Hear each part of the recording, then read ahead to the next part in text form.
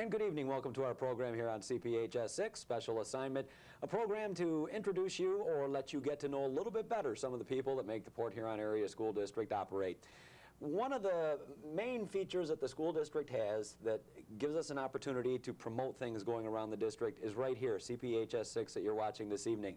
And back with us is the station manager for CPHS 6, Edward Senyk. Thanks for coming in again. My pleasure. Now, the last time we got together, I ended up wearing a chicken hat. I ended up bouncing from chair to chair, from scene to scene. Am I in for that kind of a ride again this evening, or are we going to have a little more of a sedate conversation? The big question is can I do that? If I can do that again, I will. And I know you can, because I've seen it happen when I wasn't expecting it. Let's start a little bit. How long have you been here with Channel 6? I started in 1994, and I worked here until 1997. Then I worked at the Port Huron Hospital's Impact Communications.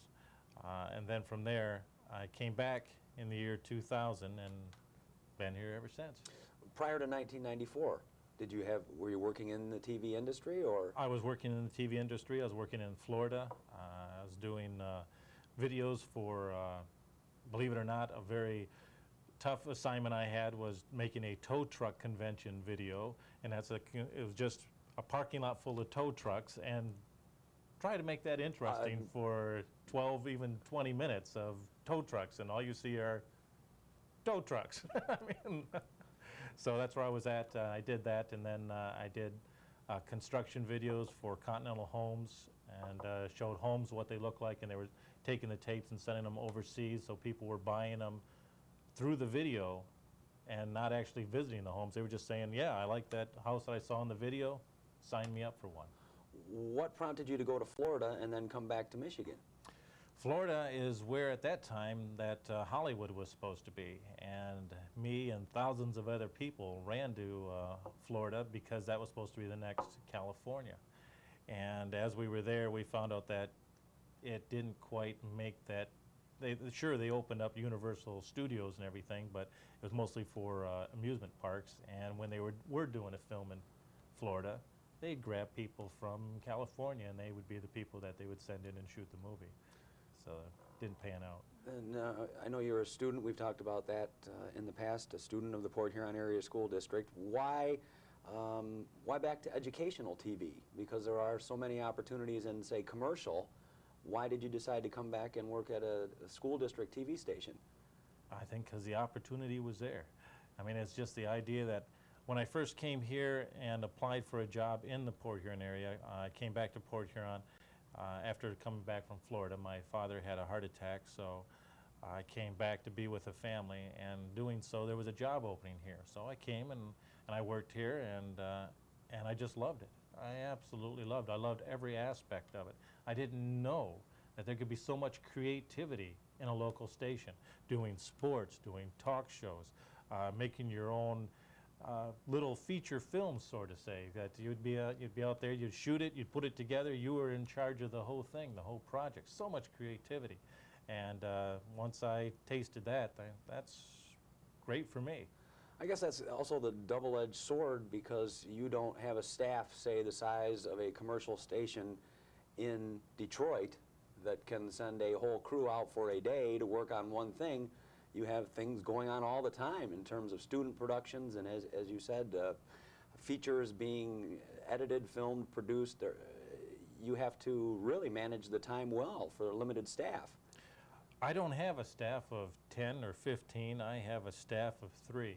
But I'll tell you something, no one will ever know it. I mean, this station runs constantly with the staff like I have a staff of hundreds, because they never let me down. Everything that's ever out there for us to do, whether it be sports, a concert, anything like that, if we can be there and tape it, we tape it. If our schedule permits it, we're there. Are one of those type productions tougher to do than others? Say sports, or a play by an elementary school. You got a football game or a basketball game. Are there differences in what it takes to actually get those events taped?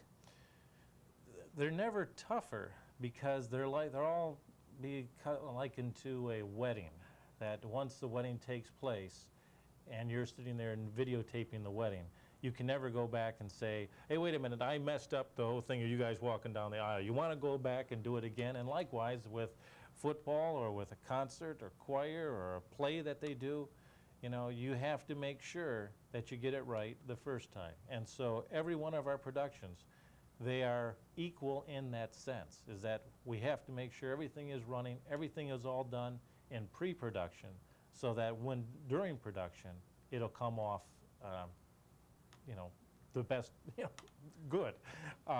In the respect of is anything different, football, we have more of slow motion. We have put a slow motion camera out there. We have a remote wireless camera out there to send pictures of the audience back to the van to feed in. There's ones, you know, there are shoots that we do that are more complicated, but everything down from a 1-camera shoot to a 3-camera shoot, we get it right the first time. Difference between say a 1-camera or a 3-camera, what would make you decide to go one way or the other? A 1-camera shoot would be something like tennis, something like cross country, something like play. That you have 1 camera you set out there, you'll be able to capture all the action, you'll be able to zoom in on the people if it's a choir singing and everything like that.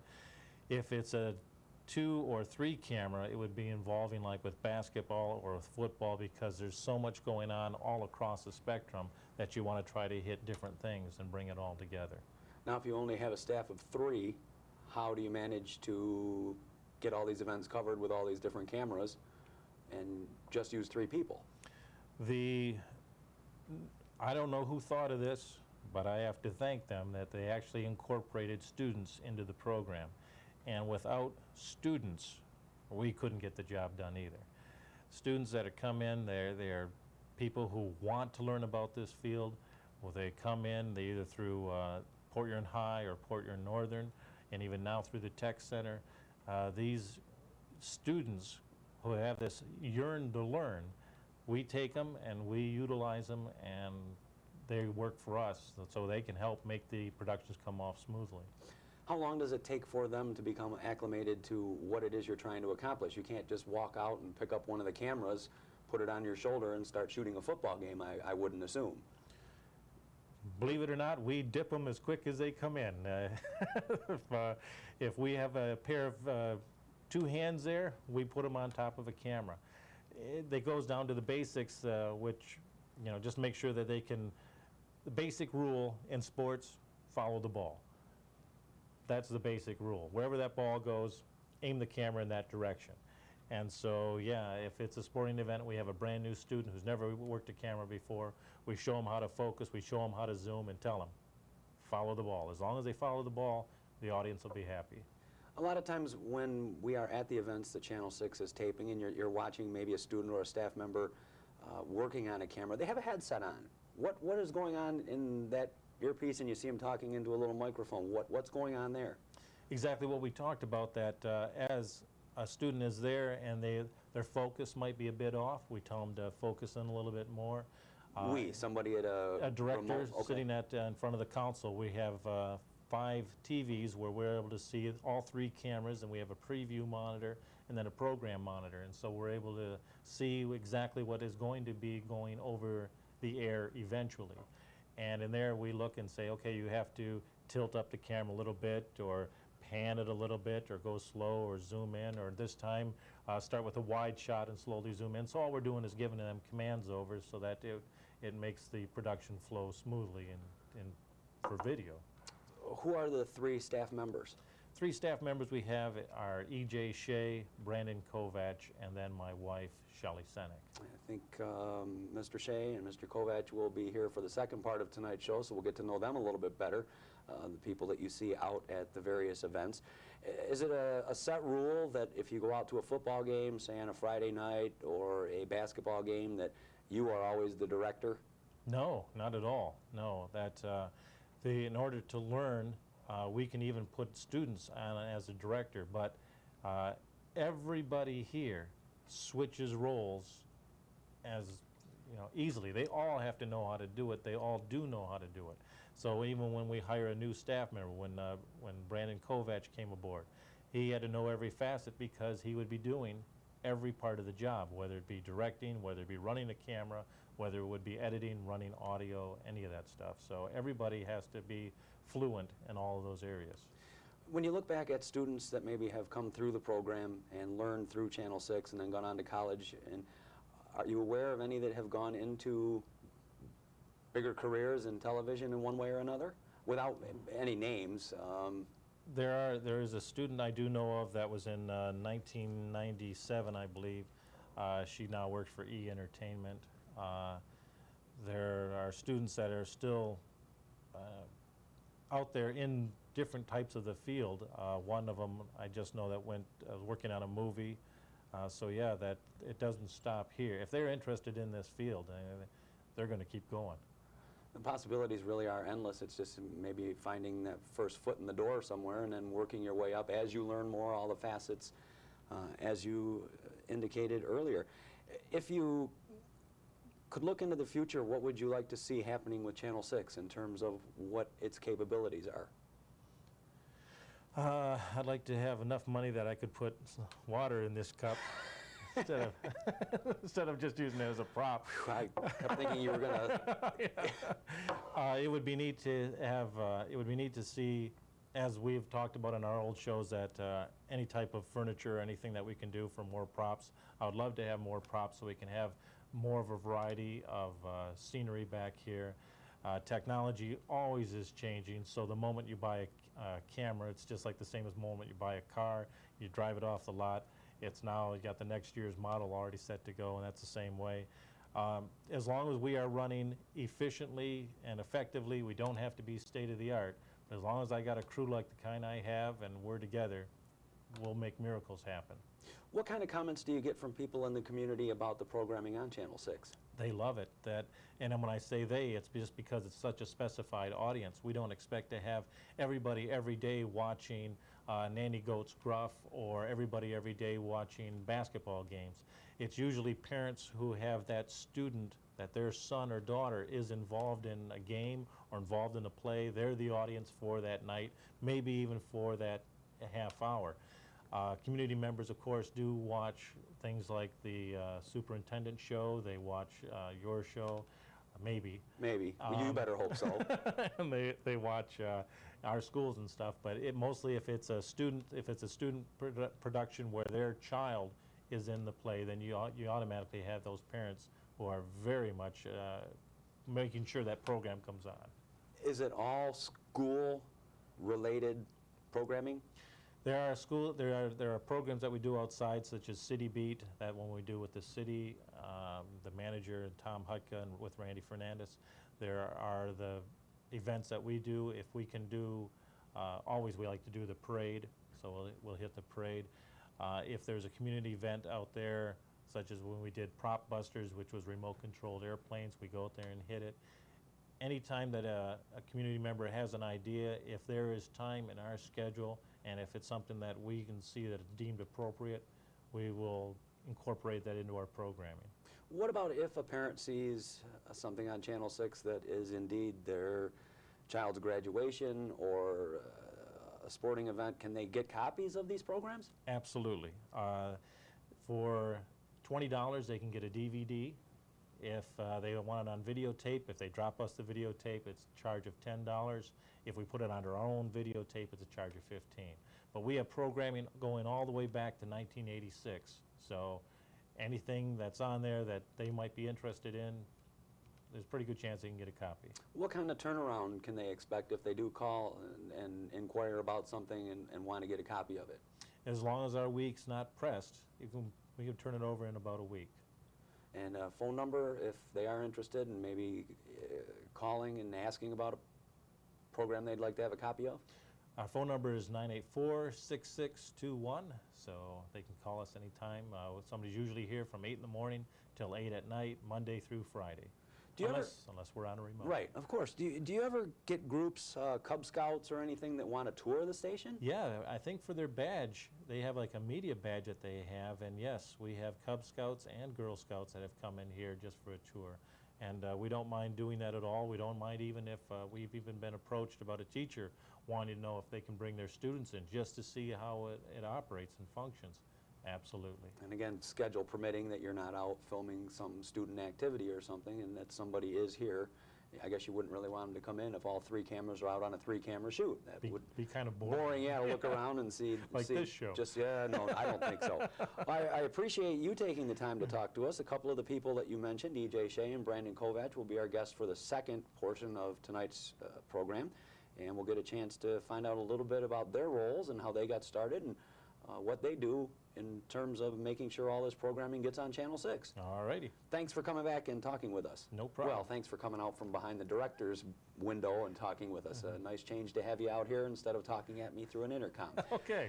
Edward Senyk, the station manager for CPHS 6, our guest for the first portion of the program. We'll be back in just a moment with EJ and Brandon. Stay with us. It's not uncommon for a professional golfer to hole a bunker shot for a miraculous birdie.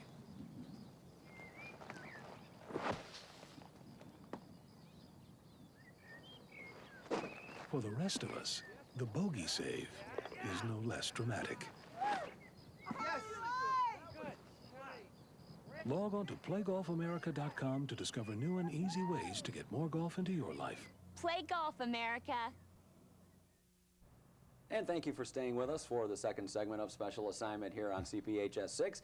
As previously advertised, our guests are also employees of Channel 6, E.J. Shay and Brandon Kovatch. Thank you guys for coming out from behind the cameras and director's chairs and out of the van and from down in the stands and taking some time to talk with us. We'll start with E.J. Just based on seniority, you've been with Channel 6 a little bit longer. How'd you get started here? Well, I guess Shelly Senyk worked here, and they were, she had an assistant that was like going away, moving away, and so she asked me if I'd be interested in applying for the job. So that's kind of how I got started. That was the 98, 99 school year. What did the job entail when you started, and how has it evolved to today's role? Well, there's a couple more people working here than there was. Well, I guess there's one more person working here than there was then. There was always about 3 of us. Because they hired 2 at the time. They hired me, they hired another gal named Maureen. And eventually they hired an actual station manager, which made 4 of us. But Shelly went down to like a part-time, because they have a family, so she's home with the kids and she comes in part-time. But Brandon and I, he replaced, I guess would be Maureen, in a way when they hired him. He was also a student of mine that used to take out on the remotes.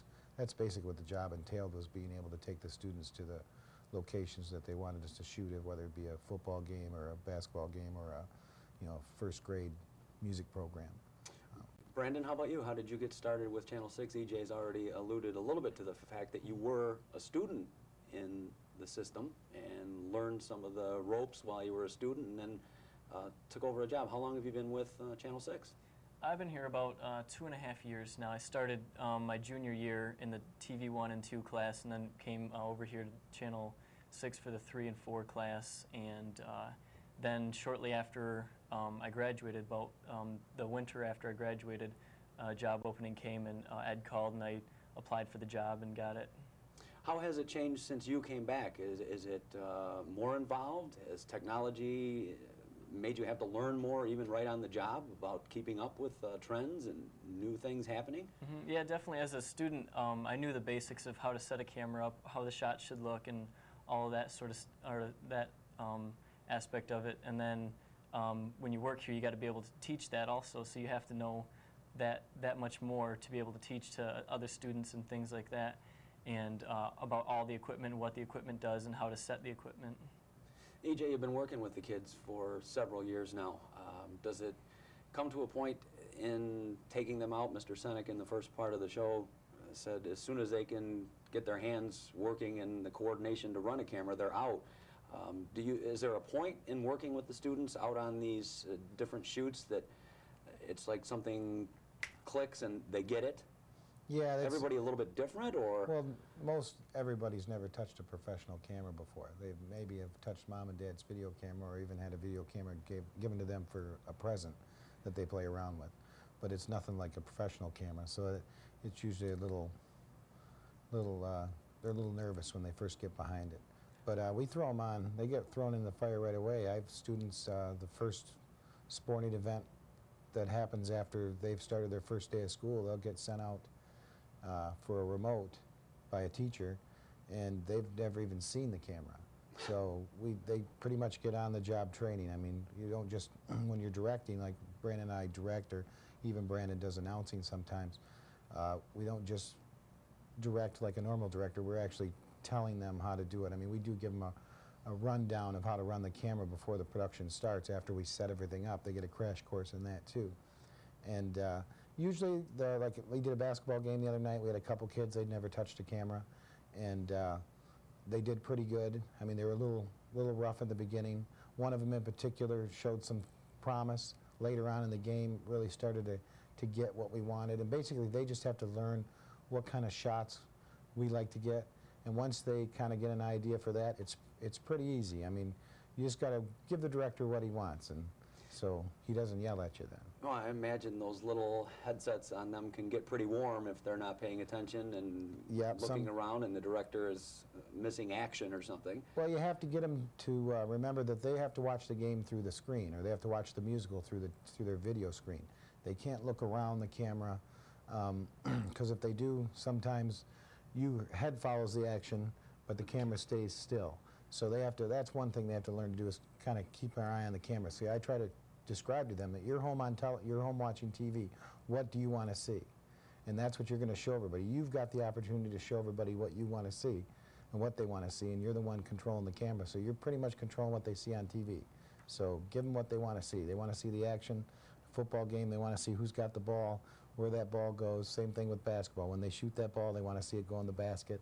These are the things we try to stress to them, and they get it. I mean, by the end of the school year, they're pretty good. Well, that's got to be frustrating, because then again, the next school year, and you're right back to square one, just getting their hands on the camera and starting the whole process over again. Yeah, I guess it could be rewarding as well. It's that way, though. It's that way for all the teachers, though. I mean, even when we were in school, I mean, once you graduate on to the next grade, a new class comes into that classroom, and she has to start all over. So, I mean, yeah, it's tough at the beginning because we get thrown into football first thing, and that's one of our biggest productions. And it's nice to have people that are experienced. It makes for a real easy production. But when you get brand new students, it's a little rougher, but we get it done. I mean, it's fun. I guess that's what makes it interesting. It wouldn't be so much fun if it's always different. So, Brandon, Mr. Senyk talked a little bit about differences between 1, 2, and 3 camera shoots. Do you have a favorite that you like to work on or be the director of? Well, it's always more challenging the more cameras you have when you're the director, but I mean, the 1 camera shoots usually are for soccer and volleyball, baseball and things like that, but when you have something like football where there's a lot more going on, a lot more players on the field, the 2 camera shoot is what you need to do, or sometimes we even bring a 3rd camera to the football games. And yeah, it's definitely more challenging sometimes, especially once you're breaking in the students on how to run the cameras. That's the most difficult thing, is because when you have 3 camera people that really aren't that experienced yet, you've got sort of juggling 3 balls in the air at the same time. You really came back very shortly after high school and graduating. Did that cause any unusual concerns on your part, you know, working with kids that really are just a year behind you or were juniors when you were a senior, and having to deal with them and, you know, be the authority figure? He had to get used to getting called Mr. Kovatch. Yeah, that's probably the funniest thing, is because I'm only 3 and 4 years older than the students now, and they still have to call me Mr. Kovatch. And then at the high schools and things, I usually get mistaken for a student. They'll ask me if I'm here for a class, for a grade, and things like that.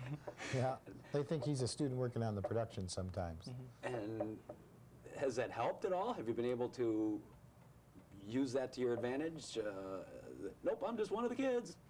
No, I've never done that before. I always say that I'm an employee, but I guess the students, I guess, can connect with me a little better because I'm just... You mean the old guy? Yeah, I guess. Maybe it carries a little more, and I don't want to use the word weight, but authority figure, being a little bit older, a little bit more experienced. Yeah, but we always tell them that they have to listen to Mr. Kovatch too. I always remind them, you know, they're just not listening to me, but whatever he says goes as equally. So we don't have too much trouble with them. Most kids that come to TV class, they want to be there and they enjoy doing it.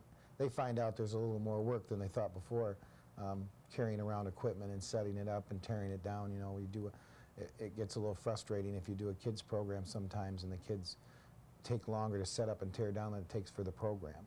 So I mean, they got to get used to that, it isn't just, we show up with the camera and there you go. It isn't just a camera, a kid, and a microphone. There's a little more to it. Brandon, in the time that you've been with the district, have there been any unusual problems that have popped up, like Mr. Shay was saying, that you get there, you start setting up, and all of a sudden the kids are starting and you're not quite ready yet? Have there been any unusual things that people might find interesting? Yeah, there's definitely instances where like a piece of equipment will fail and we're trying to figure it out, and at the last second we finally get it rolling. Like the other night at the basketball game, one of the cameras failed just before the start of the game, and so I took the camera apart, tried to figure out what was wrong with it, and then we had to go and get a replacement camera to come back with. Well, fortunately, you're not going 50 miles for the most part to an event. Mm-hmm. How about you, EJ? Any stories over the years of things that really jump out? Not too much. I mean, I guess I remember, because the equipment's expensive and it's fragile, we're always leery about who's touching what and are you paying attention to what you're touching and making sure that you're. So I guess certain things, I remember times when a camera fell over at the the parade, St. Patrick's Day parade. I guess that's what sticks out in my mind, is something like that. Well, this probably isn't your $500 or $600. No, I know. You video have a cam. small heart attack when things like that happen, but that doesn't happen too often either. We get them right away to realize, telling them what each piece costs, and that you have to treat it with kid gloves, even though we do these productions where things are heavy and they get bounced around a little bit in transport, but that you got to try and treat them with respect, because we certainly don't want to replace them. They just cost too much. We make things work as long as they can work around here. Small budget, so. Brandon, is in the time as a student or as an employee, is there one event that sticks out that was your favorite to work on? Well, as a student, we had our own like TV show that we wrote and produced. We put out about 4 or 5 of them, and that was always pretty fun to be on the creative side of that. But it's always fun to do like the Port Huron High, Port Huron Northern football game. There's so much going on. We usually have 4 cameras there, and it's a big setup, but it looks really nice. We'll have instant replay and the graphics going on, and then the camera on the field, and it's just sort of neat because it's like a full-blown professional shot. Well, it really is. You couldn't tell the difference. You would if. The only difference is we just don't have as many cameras. You know, your typical football game, there's cameras situated all around the stadium. Only really a couple that actually follow the play. We've got the couple that follow the play. We try to add a third camera, sometimes a wireless, sometimes a camera down in the field, sometimes both. And then we try also add a camera up top just to follow the action to do instant replays. But you need a lot of people for that.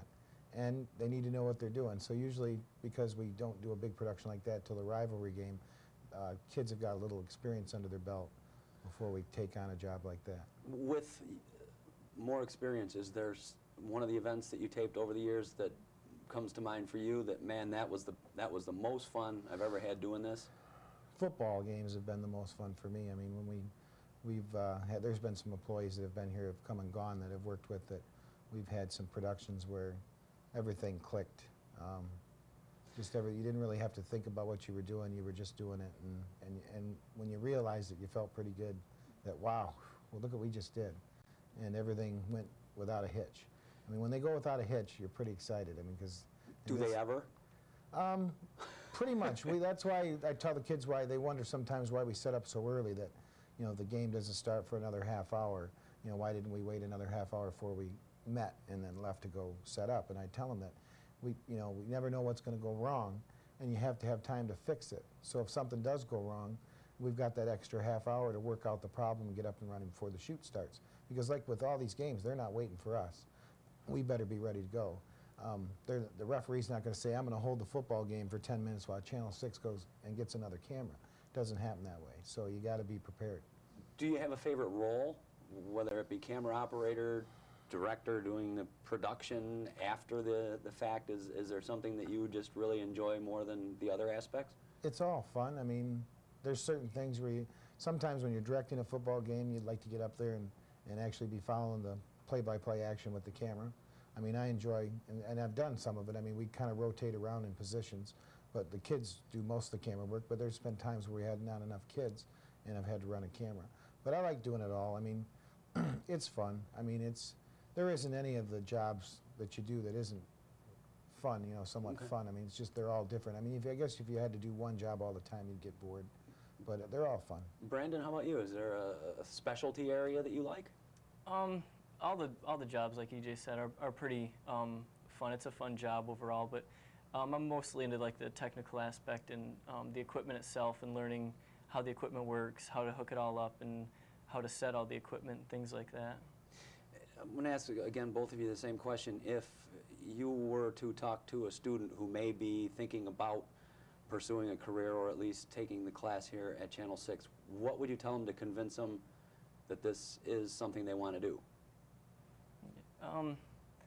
Well, a lot of students that come into the class will have somewhat of experience. They say they've worked with their parents' camera, they've shot little things, or they've worked on the morning announcements at the school and things like that.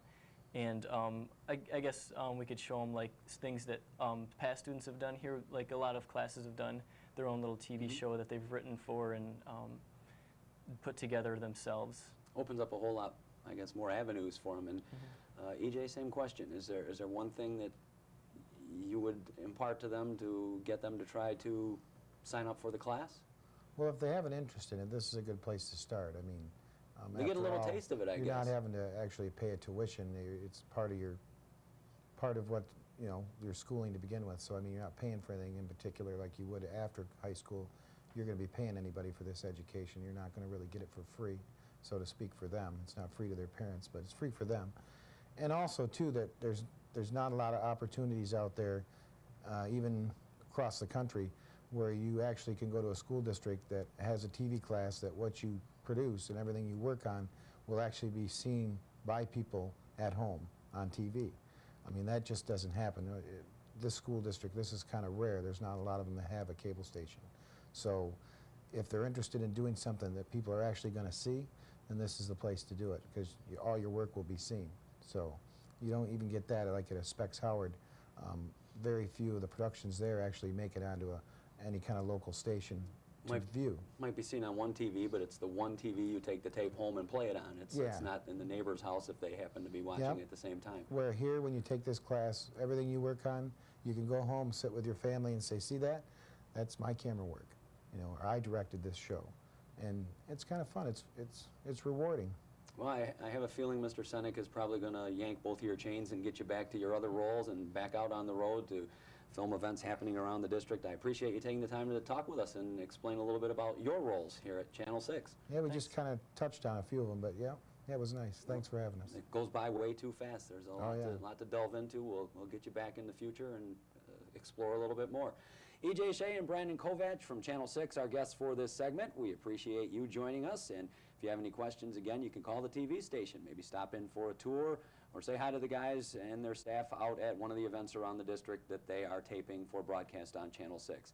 Thank you for joining us. Have a great evening.